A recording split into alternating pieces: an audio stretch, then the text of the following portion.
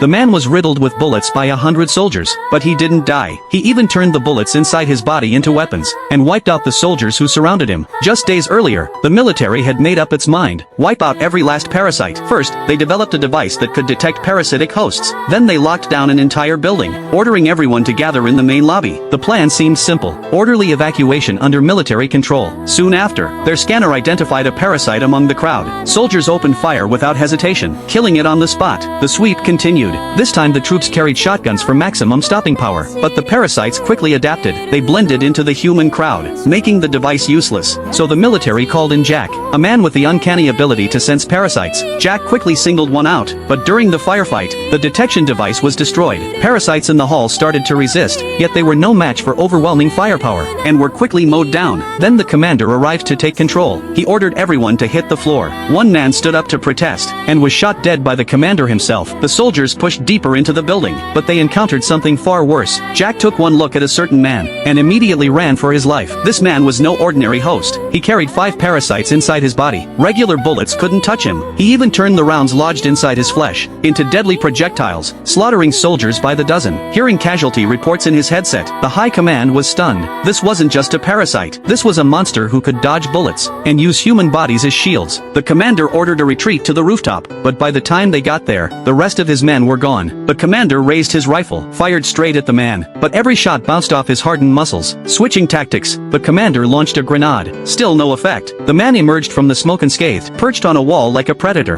and killed the commander in an instant. Soldiers waiting below heard the noise. When they cleared the bushes, they found only the commander's severed head. And then, the man appeared right beside John. John froze in terror. Luckily, the man seemed exhausted from his rampage, and spared John, for now. But John's fear didn't fade. Worse, his own parasite went dormant. John began to have nightmares, seeing that terrifying man's face on every stranger in the street.